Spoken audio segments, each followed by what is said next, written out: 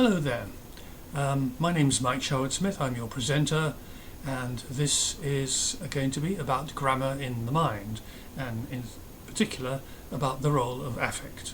And it's all within the auspices of the Modular Cognition Framework project, and as such it's one in a series on language in the mind, which you'll find on YouTube. Now, let's proceed to the overview. I'm going to begin with a popular belief about learning, right? And that will lead me into the main theme of the talk.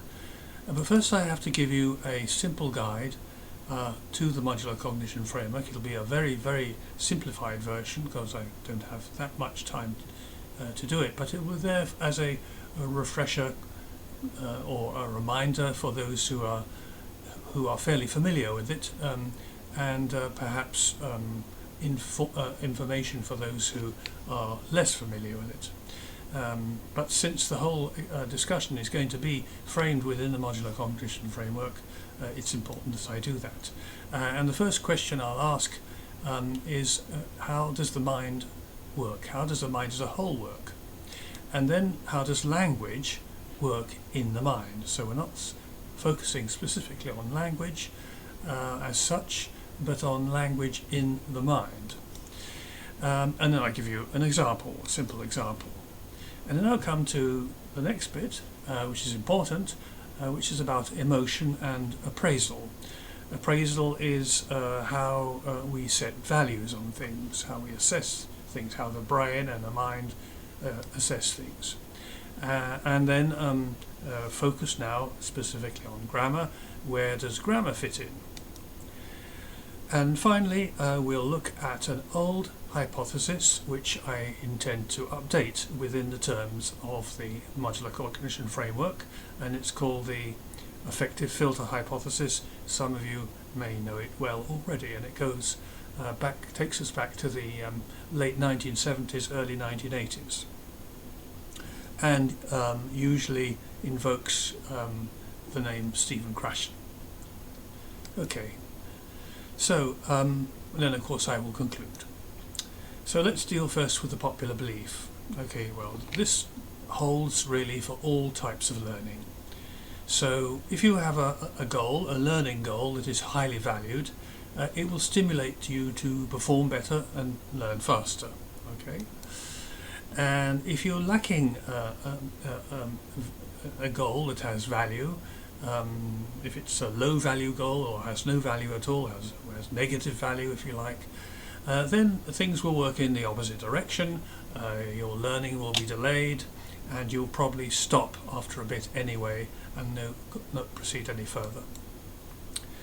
So the standard terms used associated with these two options are, in the first case, positive affect, or positive emotion, motivation, I mean you're motivated, or you have a positive attitude towards learning. And this, it is generally felt, will definitely help you in your progress. And you have negative affect, which is the opposite, obviously, of positive affect, and you would be called unmotivated or demotivated for some reason, and you would then have a negative attitude to learning, and the result would be equally negative. So in other words, put in the context of second foreign language learning, a motivated language learner will acquire the language quickly. An unmotivated language learner who has little or no motivation, or has a negative attitude towards language learning, will acquire the language slowly and stop early. Now, this belief, once we think about it, if we are just practitioners, language teachers, not interested so much in research or the explanations, but we want to know what works, we may simply just accept this generally held belief and plan our teaching accordingly, motivate our learners, in other words. However, if you're a researcher, you need to know much more. You need to know if it's true or not. You when it is true, if it's true, how and why. And these would be the scientific responses. And these are the ones I'm interested in, of course. Okay, moving on to the next part, the modular cognition framework. A simple introduction for those who need reminding or telling. This is a framework that has been developed over the last 20 years, which draws on a range of contemporary scientific research from different areas of cognitive science. And it integrates or builds a basic model of how the human mind operates. So what do contemporary people working in cognitive science think the mind is, how it works? So it's a kind of attempt to integrate all the various ideas and present them in the form of a basic model. If you ask me what does the mind, or how does the mind work, what is it, I say, well, it's a network. It's a network. But what is it a network of? It's a network of cognitive systems, right? Cognitive systems, if you like, mental systems. Mental systems which are somehow linked together, interconnected. And these cognitive systems are physically manifested in the brain, in neural matter, but very differently. So if you look at neural tissue and try to discover where a particular cognitive system is, it won't be in one place, right? It will be in several places. So for example, system 2 is in 2 places there, system 5, 2 places there, 3 is in 3 places there. So in other words, if we're looking at the physical manifestation of these systems in the brain, it's a very different matter and has to be looked at entirely differently. But of course it's always important to keep the connections between the two as close as possible. Because after all, when we look at the brain, most of us are interested in the mind. These systems, take these systems, they're collaborating, they collaborate. How do they collaborate? They each deliver a particular contribution to the task of surviving on this planet. Each cognitive system has a unique function, right? It's an expert. No one else can do the job. And it has a unique function with its own principles. So in other words, the human visual system, the cognitive system we call, which takes care of vision, this has a unique function, namely vision, and it has principles, visual principles. So the principles on which it works will produce representations of the visual experiences that we have, and they will be put together in ways which are different from the way, let's say, auditory principles are and auditory representations are, because the auditory system is a different cognitive system and works according to its own principles. But both of them, of course, are going to contribute to our global sort of holistic experience of life. So, and each of these is composed of a processor and a store. So they do have something in common. While each is functionally quite separate, they do all follow a basic principle true of all cognitive systems.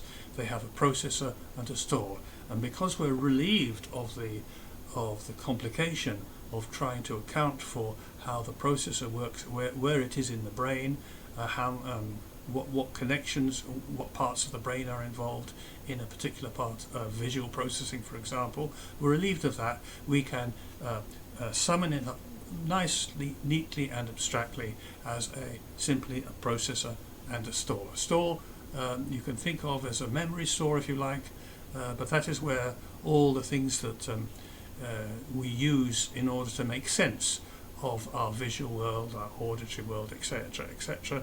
This is where they are in the store. And of course, over the lifetime, you accumulate more and more of these representations. So there they are in the store, and there's the processor, and what the processor does is when various things are activated, are active in the store, not dormant but active. So you have let's say a visual sensation is active, the processor will be handling it and managing it in some way according to its visual principles. Now, how do systems collaborate? Do these systems, because they're expert in one thing, they do something that no other system can do? So are they sitting there in glorious isolation, sealed off from the rest of the world, sealed off from the rest of your mind? Absolutely not. They are richly interconnected, most of them, and they're connected by things for which the technical term is an interface. Right? An interface is simply a pathway or a connection which connects one store of one system with a store of another one, allowing some sort of interaction between the two stores. And so they link systems. So I've given you some examples of other stores. I haven't named them, but you get the idea. These white arrows represent the interfaces, the links, and we'll see what this gets us. Let's take, for example, the conceptual system. That's the system which stores abstract meanings, particularly advanced in human beings. In fact, incredibly advanced. One of the things that marks us out as human beings is the size and complexity of the conceptual system that we have. And then we have two systems here which are certainly shared with other animals, although they are organized in slightly different ways, obviously. But the idea of an olfactory system is not new to animals in general, nor is the visual system. So we've got three systems here, and in each store you see a sort of circle, which is a simple representation of a representation. So it's this is a visual representation, right? When that is active, you get a visual experience. When this is active, you get an olfactory, a smell experience, and when this is active, you get a meaning experience.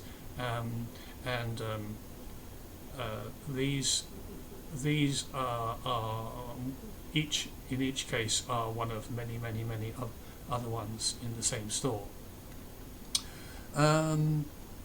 Right, moving on, let's consider a concrete example of apples. Right, I like apples. Here's an apple. How do we experience apples? Well, in many ways, but let's just take three ways. We certainly experience them in terms of smell. We first encounter an apple and we develop a representation of its smell, we first see an apple, we develop a representation of its visual appearance, and of course at some point we develop an idea of what the apple is, a meaning, what it means to us, right? And all of these things can be associated because each of these stores has an interface allowing associations to be made. So suddenly we've got an apple which has at the same time a visual representation, a conceptual representation, a meaning, and an olfactory representation, a smell. And as a general truth about the mind, that if you have associations, when one is associated with the other, any time one is activated, the others will be activated as well, right? So things that have come to be associated are co-activated from now on. So you smell an apple, the meaning apple pops up in your mind, and the visual experience of an apple becomes active. Now, not all of them will be equally active, but they will all be active. And if you're interested in bilingual research, for example, multilingual research, this is reflected in the fact that nowadays most people, I think, are convinced, fairly convinced, that when one language is active and you happen to know another one, that will be active as well. So if I'm talking English about English matters in an English context, and have no idea of anything else, concerned with another language or culture, still any other language that I happen to know will be activated to some degree. So they're all buzzing away because they're associated. Each language is associated with another, and because they're associated, they will be co-activated and they'll be buzzing away strongly or weakly, as the case may be. So they'll be co-activated. Here's an example now to try and show you how this all works. Let's take the word leap. As in, I saw her leap. I saw her leap into the stream. I saw her leap into the water. I saw her leap off the building.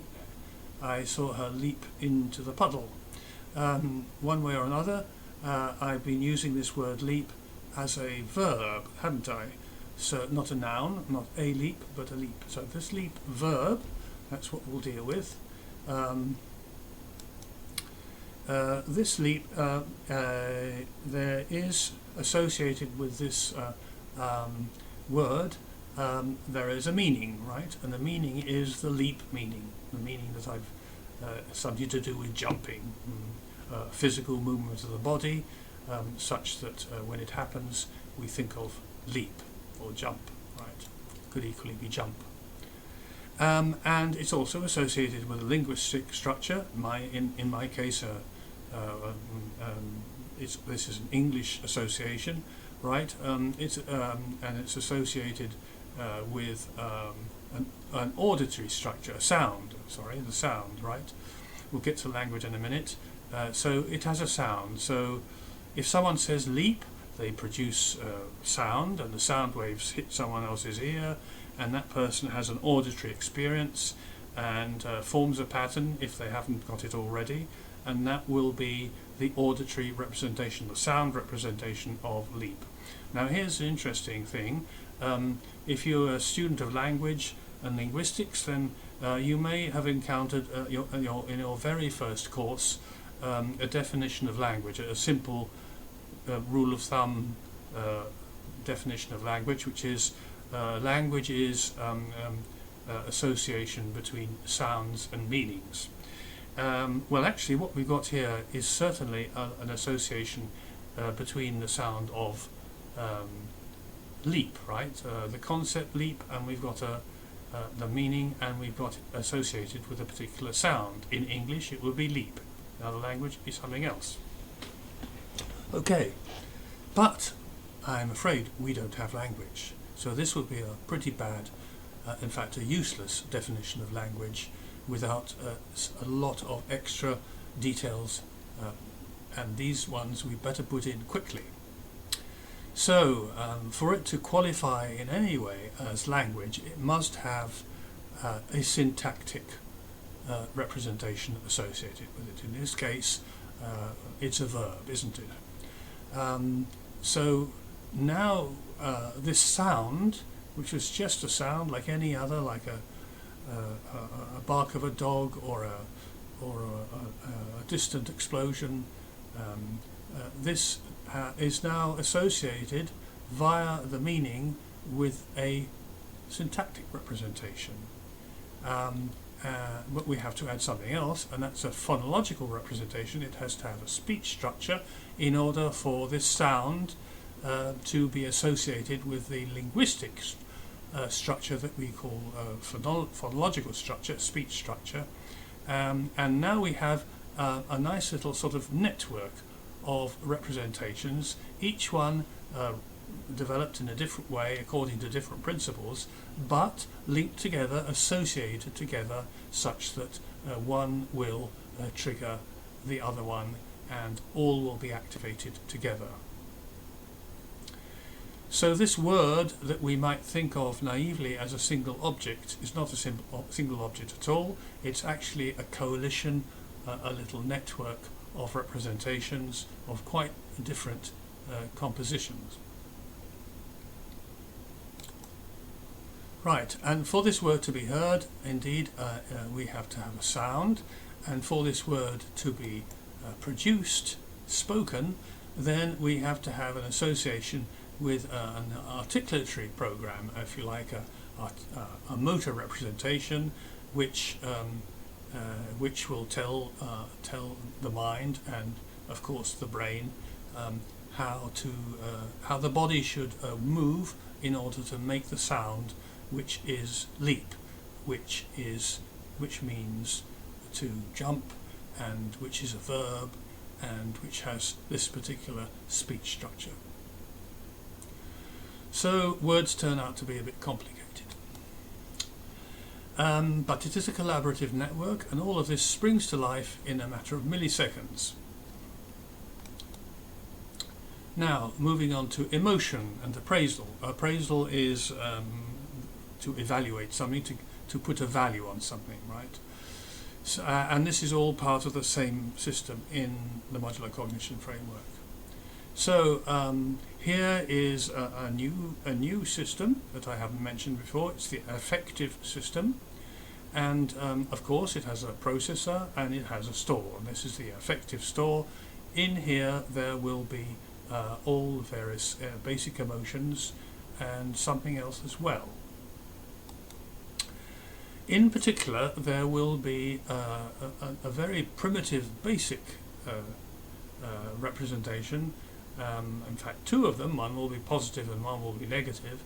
These are the basic values that pretty much everything, not absolutely everything, but everything has a direct association with,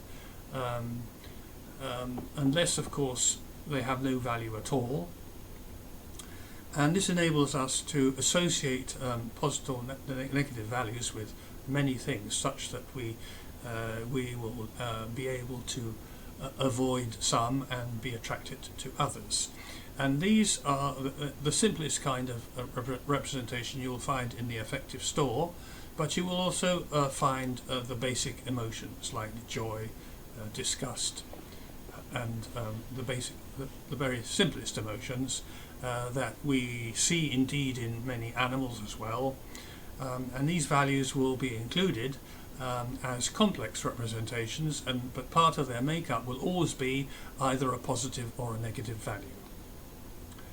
And if you're talking about complex emotions like nostalgia or shame or envy perhaps, it is commonly accepted that these are not like the basic emotions. They're more complicated, and they in the modular cognition framework this is expressed by the fact they have particular extra meanings attached to them,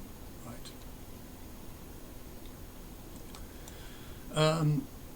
Okay, so here, if you like, is a language learner who knows what a foreign language is, and for whom foreign languages have a strong positive value. In other words, they are likely to be motivated to learn them if they can, but in any case they have a strong positive value. And for someone else, of course, foreign languages may have a strong negative value, as will the whole business of learning a foreign language will have a strong negative value. Okay, so that's affect. Where does grammar fit in? Where does grammar? What is grammar? Okay, well, I'm going to divide grammar into two very different phenomena. This phenomenon is, I'll name it is grammar 1. Okay, grammar 1 you've already seen actually. Grammar 1 is that part, those associations between these two systems. So grammar 1 is really syntax and phonology, and this is what makes that sound meaning connection into language, right, as we saw earlier.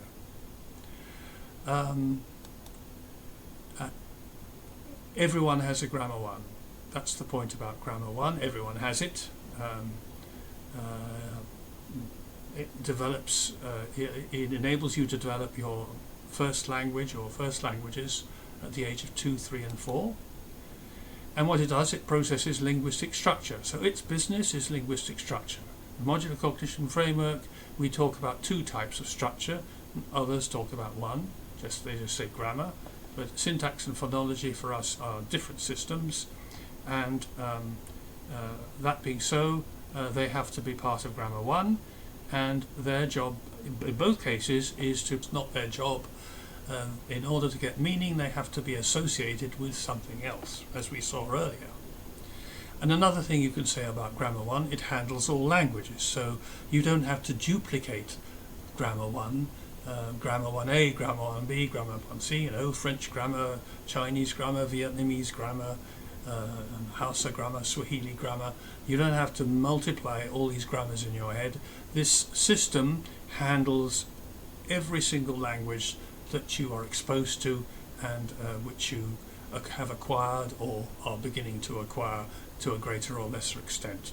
So the difference between the languages is simply that there are different networks of association, but they all use this Grammar 1 system. And so it handles all languages, and it is permanently subconscious. This is we'll talk a little bit more about this in a minute, but the idea is that conscious experience is based on very high levels of activation, and one characteristic of these two systems here that make up Grammar 1 is they do not need to operate at high levels. In fact, they operate very nicely and efficiently at low levels of activation, and therefore of necessity they remain permanently subconscious, so you can't interfere with them consciously by reflecting on them. And now let's look at Grammar 2. Grammar 2, as you immediately see, is in a completely different place in the mind. It's in a different system, and the system is the conceptual system. So the conceptual system is where all of the knowledge that we accumulate during our school days and college days, university days if we go to university, and simply through our lifetime, things that we can think about and talk about and tell people and educate people and be educated about. All this kind of knowledge sits here based in the conceptual system, with conceptual structures as the central part of the network of knowledge that we have. And Grammar 2 is no different. Grammar 2 is knowledge about language. What can we say about it? Well, not everyone has much Grammar 2. Many of us learn a little at school. We learn what maybe we learn what verbs and nouns are. We learn what syllables and words are and sentences, and not much else, and quickly forget it once we leave school, unfortunately, and so we don't have much. Some people may in fact have none. And as I said, it's built out of meanings, out of conceptual representations, and those of us who are particularly interested in language will have many of these, because we need the concepts to talk about grammar, and so we will have quite a lot of structures there in our heads that we've accumulated and built in order to talk about language. And 3, Grammar 2 can be used to explain or describe any language, and much is available for conscious reflection. So I haven't mentioned it before, but those of you who know a little about the modular cognition framework will know that one of the characteristics of conceptual structures is that they can play quite an important role in our conscious experience, and therefore what is in the conceptual system will figure somehow in our thoughts, and so it is with Grammar 2, because it's when we talk about language, when we think about language, and particularly about grammar, that's when we're dealing with Grammar 2. And it may be acquired, certainly. You can learn this kind of grammar, and you can learn it probably from school age onwards, but notice that when you start learning Grammar 2, when you start accumulating Grammar 2 in your conceptual system, you have already acquired your first language, your first grammar. Grammar 1 is in place, and it has been applied to the building of a specific grammar, the specific grammar of your native language, or if you have more than one native language, excuse me, your native languages. So you have grammars or grammars of languages already in your head before you even get to start on grammar 2. Okay, so to sum up, grammar 1 is built of linguistic structures. It is called implicit, it has been called intuitive, and it's certainly subconscious, whereas grammar 2 is built from conceptual structures. It is frequently something that figures in our conscious experience, and it is called explicit. It is sometimes called metagrammar or metalinguistic grammar, or knowledge about grammar as opposed to knowledge of grammar. And if you're speaking specifically within the terms of the modular cognition framework, I suppose you could call it conceptual grammar. Okay, now, did you notice how when we talk about language, we really are talking about the whole mind? Language, the notion of language, involves the whole mind. It is when you use language, your whole mind is active because many systems are activated in the process. Whereas grammar 1 is only in a specific part, and as we just saw, grammar 2 is another specific part. So when you're talking about grammar, either grammar 1 or grammar 2, you're looking specifically at specific places, but not the whole mind. So when we say language, we have to be very careful that we don't only mean grammar.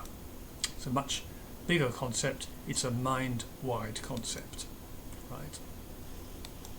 So moving now to the final part, the affective filter hypothesis, as first put forward by Stephen Krashen and talked about, written about by his associates, Marina Burt and Heidi Dulé, in their book Language 2, which came out a long time ago in 1982 in Oxford University Press. And here it is. Okay, what Krashen said was that comprehensible input will not result in language acquisition if that input is filtered out before it can reach the language processing faculties. Translated, that means grammar 1. And by input is meant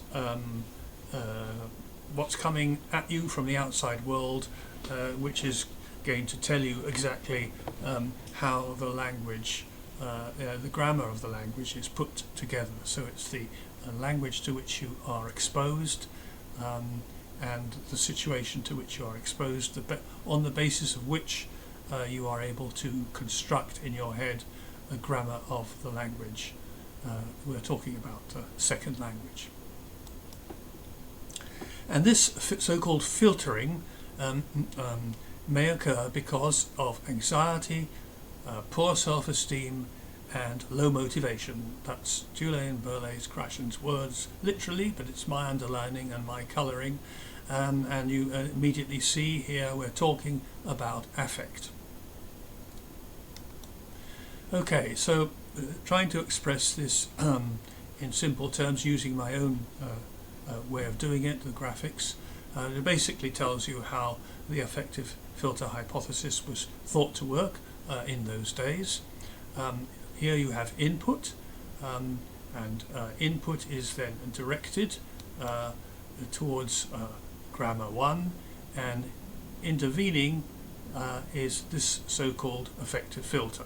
Grammar 1 was not described in any great detail, and the affective filter was not described at all, just posited as a phenomenon which accounts for the fact that the input is reduced. So this affective filter filters out quite a lot of the information coming from the outside world, the language to which you are exposed, and it's been filtered out and it gets to be rather small when it enters into the system in order to be for a grammar to be constructed of the new language. So grammar 1 gets less input to trigger new associations and so construct new representations. That's how we would put it in MCF terminology.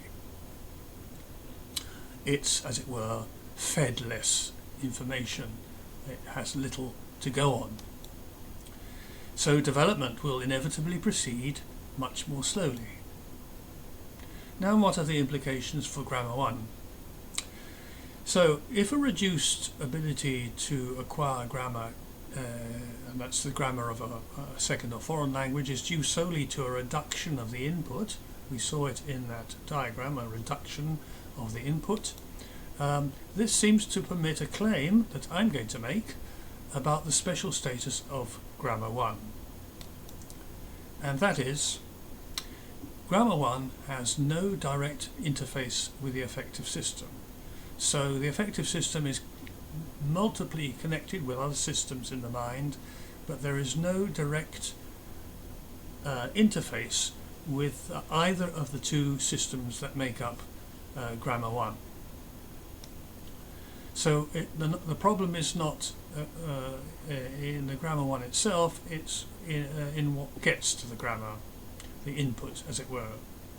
So linguistic processing is not influenced by affective processing, because certainly not directly, because there's no connecting interface.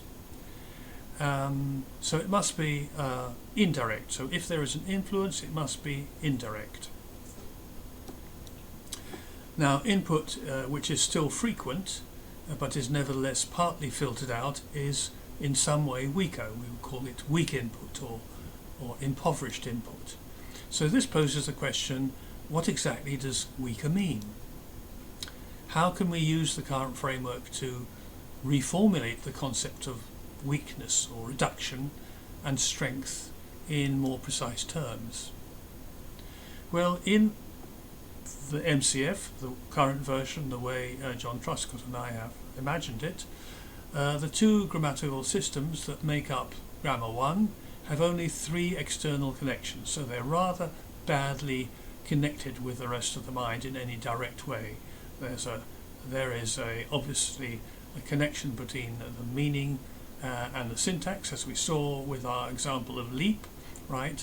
They're obviously internally connected very closely and richly, and they're also connected with 2 perceptual systems: the auditory system for sound to be converted into linguistic structure, and for writing and indeed sign language to be converted into linguistic structure. It may seem funny to say that sign language has a phonology, but that's the way that people who are working sign language talk, so I will use that term too. So, in other words, there's only 1, 2, 3 connections with the outside world, as it were, the outside world of the mind, keeping things in the mind. And here is affect, which is not connected with any of these yellow systems, these grammar 1 systems. So in other words, there's no direct interface with affect. So you can't place an enormous great value on some syntactic structure or a very negative value on some phonological structure. They are, as it were, immune from any direct influence in that way. But whereas the conceptual and affective systems have multiple interfaces, unlike the grammar 1 systems, and they act as central hubs, as I mentioned earlier, connecting up many networks. There's an example, the affect stretching out to many other connecting systems, to many other stores, and equally the conceptual structure also being able to be associated with many representations in many other stores as well. So these are well connected, unlike grammar 1. So let's continue this argument a little further. There might be an evolutionary advantage in sort of at least partly immunising grammar 1 from affect, because grammar 1 is so vital. It serves the vital function of enabling first languages to be acquired for the very immature young toddler, the 2 or 3, 4-year-old child. This the child has to do in order to function in human society, and maybe we've evolved this kind of partial immunity for the grammar 1 as a result.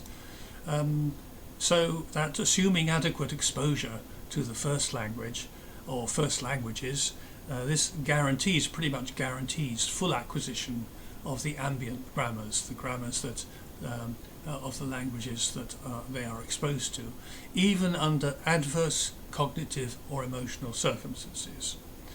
So motivation is either, you could argue, totally guaranteed and fixed, it will always be positive, or simply there's only no direct relationship with the affect system, so it cannot seriously disrupt the natural process of learning your first language. So you're going to become a normal member of human society. So grammar 1 can proceed efficiently and subconsciously without distraction, and it requires only low levels of activation to work, as I've mentioned before. But, when you get to be older, even just a little older, how will this work? How will this work when you want to acquire a new language after you've already acquired your native languages? Well, as always in the modular cognition framework, a big part of the explanation has to do with activation levels. Now, levels when activated and levels when resting. So we have these two states that representation can be in. It can be activated or it can be resting, and in each case there's a question of level to be considered. Now normally, the more frequently a particular representation is activated in its store, the more its so-called resting level, its current resting level of activation increases. I'll demonstrate this in a second. And the result of this, it makes it more competitive. So here I've got a situation where you have a learner, and we'll take the auditory representation of leap. Remember leap? It had an auditory representation. This wasn't a linguistic structure, but we'll take that anyway, because this is true of all representations in the mind, whatever system they belong to. We have the auditory one. In May, it has a very low, possibly the lowest possible resting level. So you're the learner, you've only just experienced this sound leap for the first time, or only for a few times, and as a result it has been represented, the mind has made a representation of it, the auditory system specifically has made a representation of it, but it's at a very low resting level. However, not mysteriously really, because you are exposed to more occasions of leap, you hear the sound more often, you process it more, and as you do so, its resting level becomes higher. And there in June, it's this level. By the time we get to July, it gets to this level, and way on in December, it's way up there. So when leap is actually not resting but actually being activated, this effectively means it rises up temporarily, right? It rises up temporarily, and when it does so, it is by definition in working memory. So working memory is simply a situation where a representation is activated, it's active. And as you see, it can be active at different levels, because when it goes up from its resting level, it will go up to a certain position, and it will wind up at a different height and in May, June and July and in December you can see the results are very different. Then when it's deactivated it comes back to its resting level, but not down to the original resting levels, and this is the point, because resting levels are slightly raised. So each time something is activated it has the effect of very slightly raising its activation level. So by the time we get to December, LEAP is frequently used, in a sense it's frequently experienced and maybe frequently produced as well, but certainly it has been processed, it has been activated many times, and its activation level has gone up to a healthy high level, so that if there's any competition with any other possible word to use, like jump or leap in your native language, it will be there in contention, it will be in a good competitive position, because height is might. The higher it goes, the more likely it is to participate in a particular piece of processing. Now, what does this really mean for the story that we're developing here? So, achieving a better quality input is important for grammar, because whatever the input is, whether it's a meaning input or whether it's auditory input or visual input, the better the quality of it, the more likely it is to have an effect when it gets to be input into either phonology or into syntax. So here we have an affective value, a positive affective value, which has given an extra boost to the meaning of apple, leap, whatever it happens to be, and has temporarily raised its level. And it's done the same for the auditory one, so anything here which is associated also gets a boost and becomes better competitors. So potentially then more attention is paid to the meaning of leap, and the more this means you hope that when this is passed on as input to the syntactic system, the conceptual system, it will knock on the door of the conceptual syntactic system a little more loudly and have more chance of producing a reaction in the syntactic system, a change in representation, for example. And as far as the sound is concerned, the more attention paid to sound will produce a better, will mean a better quality of a sound representation, which is, as it were, knocking at the door of phonology and saying, let me in, and increases the likelihood of the phonological system creating new representations if appropriate. So you get better quality conceptual input to syntax and better quality auditory input to phonology.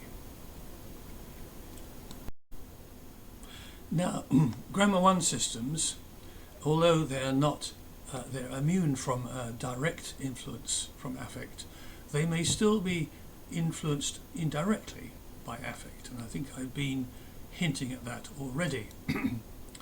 So, due to their low operating levels, there will be, despite the spreading activation of this positive affect, which is giving a kick to the conceptual representation and to the auditory one, this will radiate round. There is a spreading activation, and some of this boost will be passed on, so the phonological and syntactic associated representations will also get a boost, but of course since they're operating at a low level anyway, they won't be boosted up to anything like what is necessary for consciousness to kick in, so they will continue to be subconscious.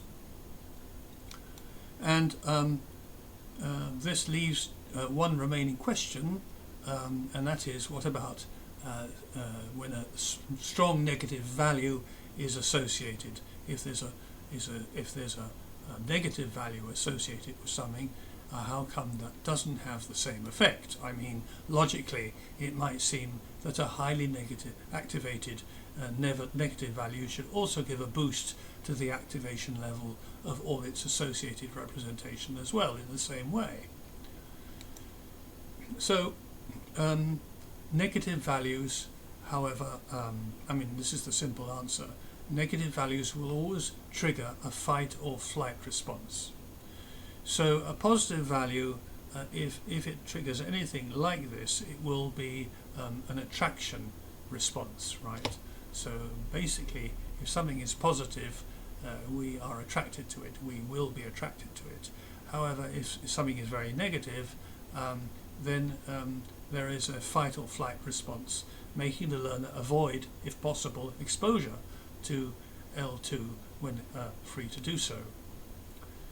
So if they are not free to do so, if exposure to the second language is imposed on learners, as is the case in a formal classroom, then they will tend to seek or create different kinds of distraction to divert their attention. And this will have the effect of reducing the quality and the amount of input to Grammar 1. So that gives you a little idea of how the affective filter hypothesis, which I think was simply on the right lines, but put in fairly general and vague terms, which is not surprising given that it was so long ago. But if you use the modular cognition framework to try and see what ramifications that has, how that could be expressed more precisely, in ways that reflect current thinking, then this is going to be very useful.